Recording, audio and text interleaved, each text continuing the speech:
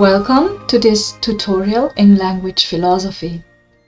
The following presentation is directed towards my students in foreign language learning, communication techniques, and coaching, as well as for all those who are interested in my research work and want to understand some of the more specific and complicated concepts better.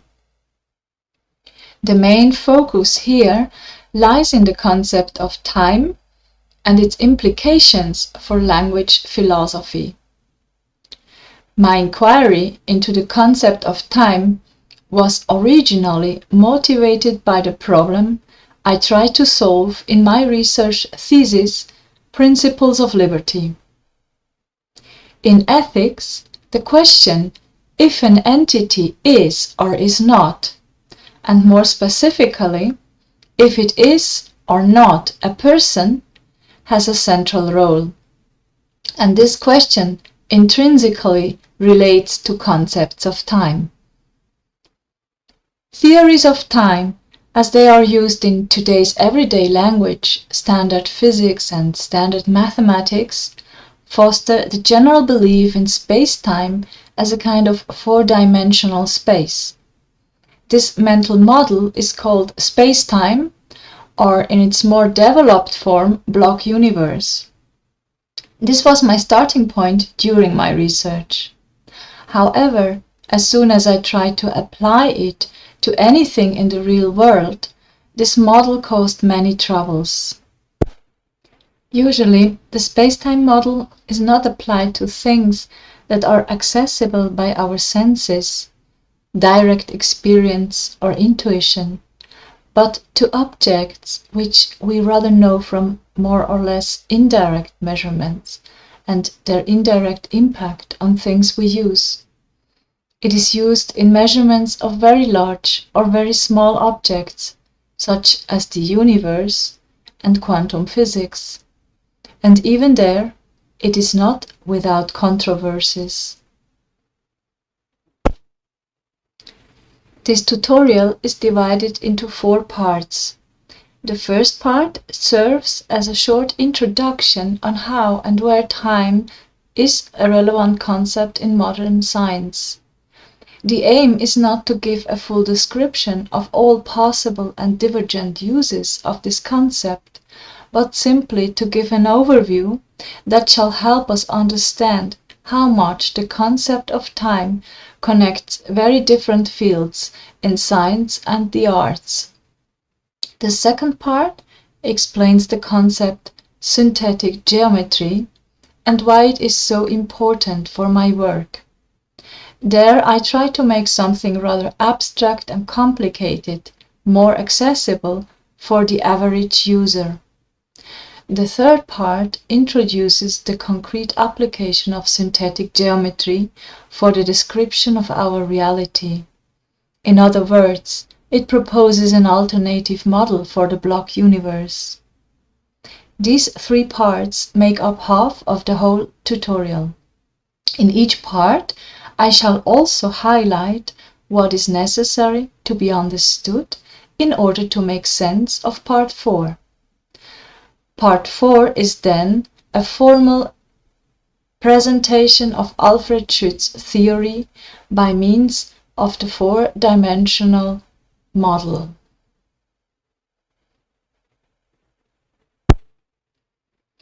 Before all else, we should have a short review on the concept of time from different perspectives in science and why it poses problems to questions in ethics. In the following, we shall have a look at physics, mathematics, music, language, and philosophy. However, there are many more fields. I introduce only a few to demonstrate how important the impact of the concept time is on the different scientific approaches. The first approach on time I had to deal with was in physics, when I tried to figure out what actually historical relevant events should be. Thus, clock time, calendars, and chronology had to find its place within an objective frame. Why are certain events considered more important than others? How are they selected? Are they universal and independent from the place where we stand and when we narrate the history? Is this only a problem for social sciences, such as historiography? In natural sciences, the use of the term observer as an objective device with the power to impact the measurement posed serious problems. Such an impact could be a disturbance or a noise in the form of manipulation, or simply a decision enforcing momentum, as used in the split operator method in nonlinear Schrödinger equation, NLSE. One of the largest impacts on the use of time in science is that new concepts, or those from a different context, are constantly used without further explanation. Thus we can read about imaginary time, as if there was a time that is not only in our imagination. Of course, they do not try to make such a distinction between what is real and what not, but rather call it imaginary time because it is measured by the use of imaginary numbers. If someone of you is a mathematician, I already beg your pardon for such a sloppy oversimplification. I only bring this point up because it is a common problem in the use of language.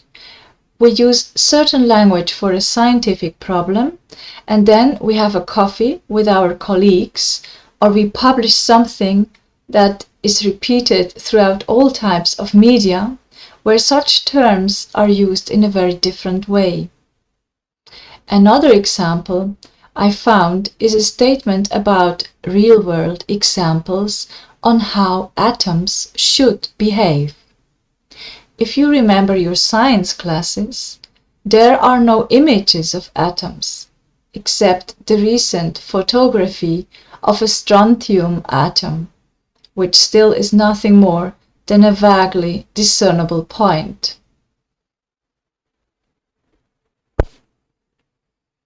Actually, how an atom looks is a model we make in our mind, based on some measurements we can make with atoms.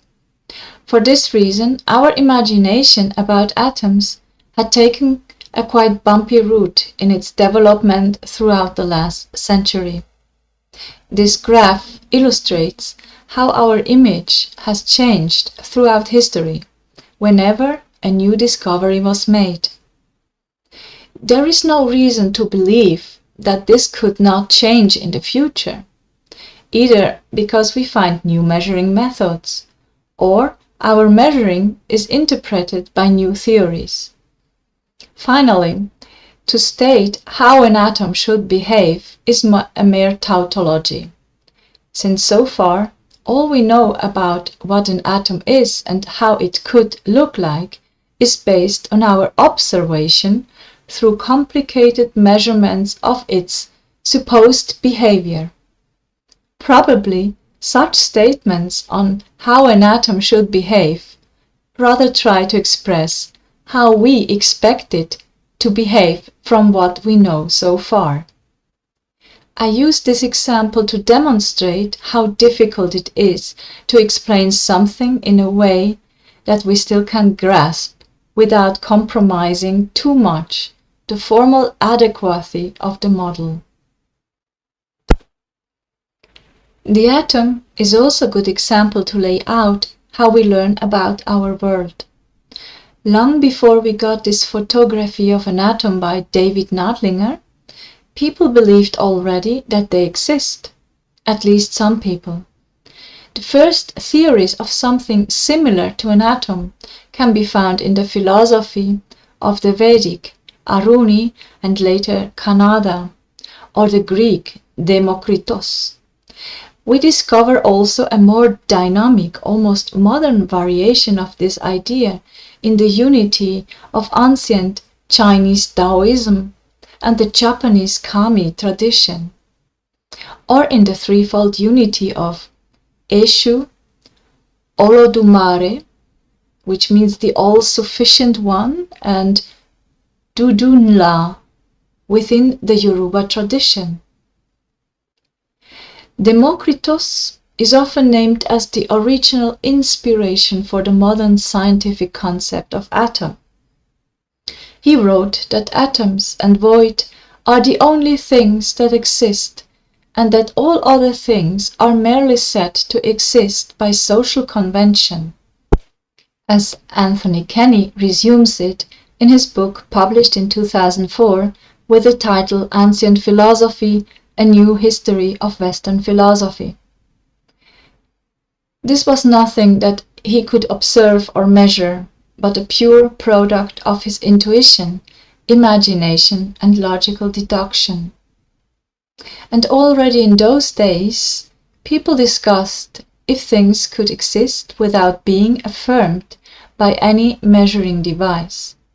This was the position of the extreme nominalists. On the opposite position were the philosophical realists. They believed that at least some things had a mind-independent existence. There is still no concluding answer to these questions. Would there be any objects if there was no perceptive or cautious entity that measures them? Could a purely uncautious universe exist? What would an unconscious universe be like? In modern physics, time is defined by its measurement. Time is what a clock reads. This type of application is very old.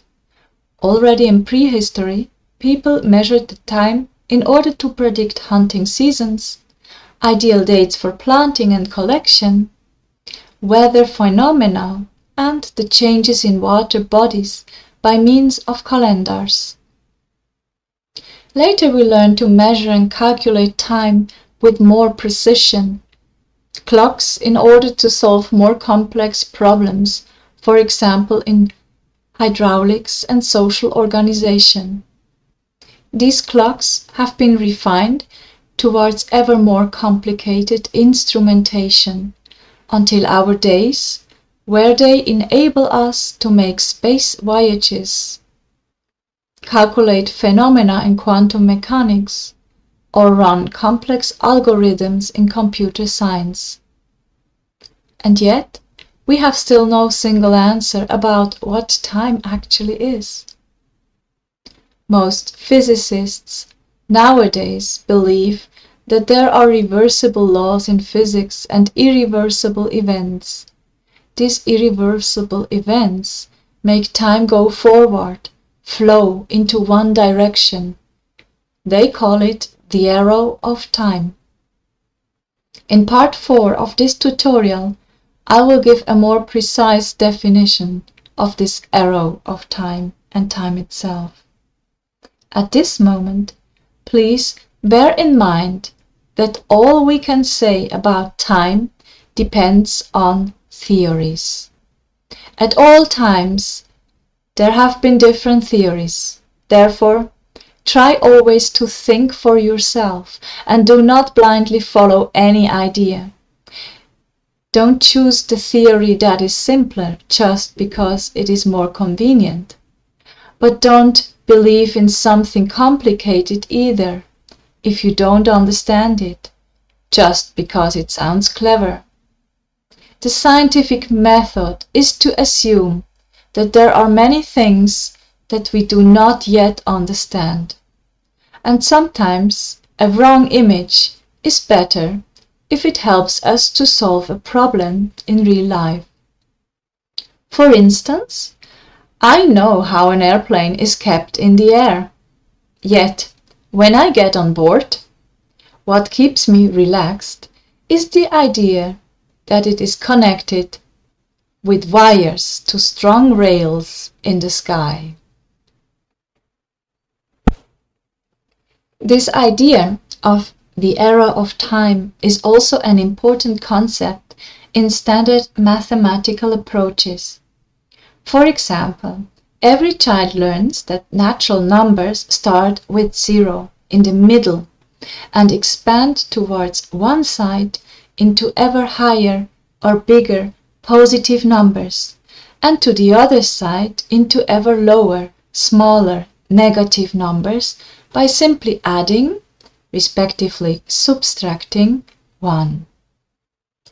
Therefore, in math, time can be defined as an ongoing and cautious sequence of events that occur in succession from past through the present and to the future, as Nicholas Gysin says.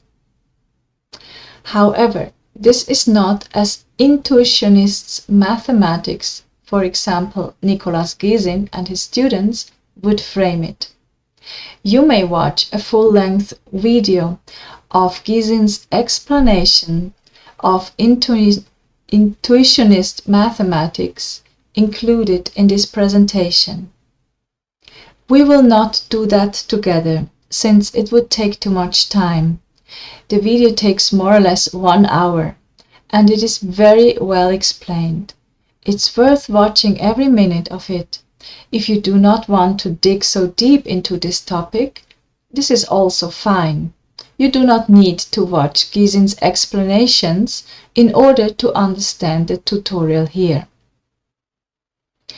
As opposed to common people's understanding of mathematics, who think that logic and mathematics are analytic activities that reveal and apply deep properties of objective reality, Intuitionists understand that mathematics is in first place the application of internally consistent methods used to realize more complex mental constructs regardless of their possible independent existence in an objective reality. In other words, the world is indeterministic. The future is open. Time, Gysin explains, is not unfolding like a movie in the cinema. It is really a creative unfolding. The new digits really get created as time passes. If mathematicians like Einstein, who insist that God does not throw dice, therefore believe that the universe is deterministic, ethics would lose its relevance. In that case, we could assume that in principle all human behavior was predictable. There would be no such thing as free will. And this is exactly what Sabine Hossenfelder affirms literally. Time in music is basically the measurement between the presence and the absence of sound. While researching on approaches by ancient philosophers such as Al-Farabi, I stumbled over a paper published by Udo Will and Martin Clayton in the European Seminar in Ethnomusicology 2004. They analyzed the phenomenon of entrainment in the musical practice of the carnival in Minas Gerais, Brazil, known as Congado, in which, through the mutual exposure of groups playing different rhythms, a kind of struggle occurs, in which the group with the greater cohesion forces the other one to adopt their rhythm, or at least lose their own one. This phenomenon is called entrainment and happens whenever people make music or sound together. We could understand it as a psychophysiological mechanism of alliance. Thus, time can be understood as a referential between two or more actors, a vital communicative device.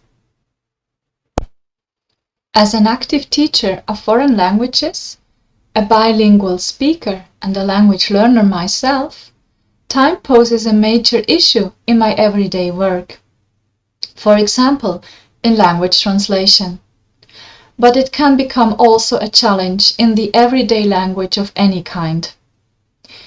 The problem becomes evident when we try to translate certain temporal concepts, such as verb tenses, especially between Germanic and Latin languages, where we can either translate the syntax, if a similar structure exists, or the semantics, but not both at the same time, which often leads to a large discussion of the meaning of time expressions.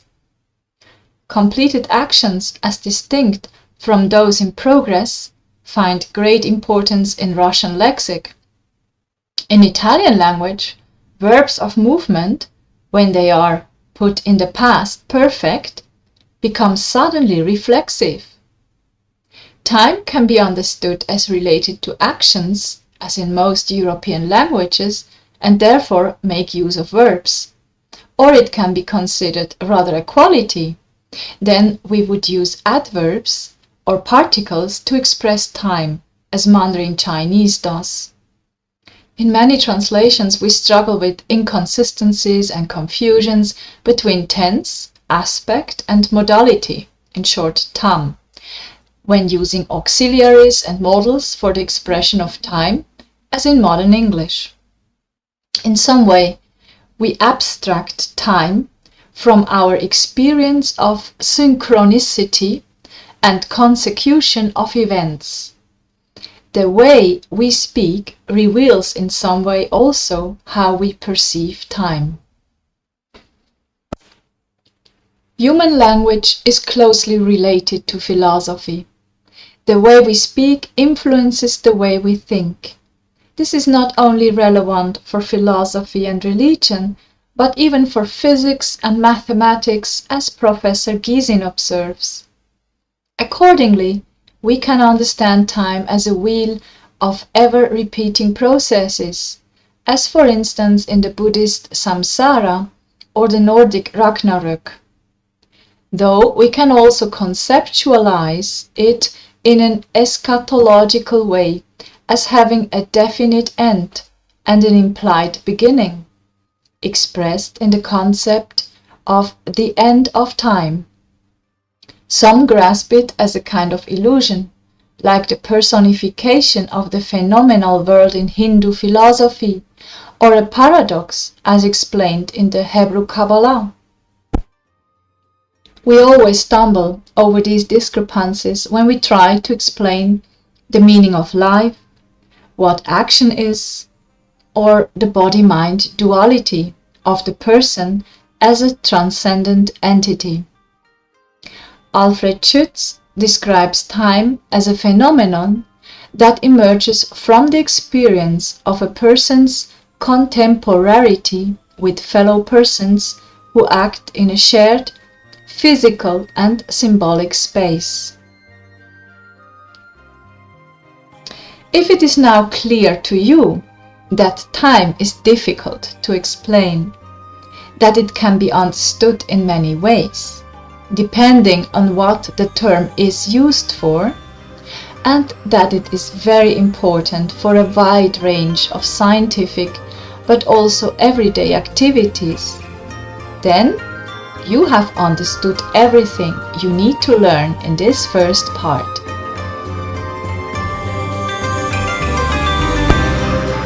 The second part continues now with a description of synthetic geometry. Please skip to the next video. Thank you.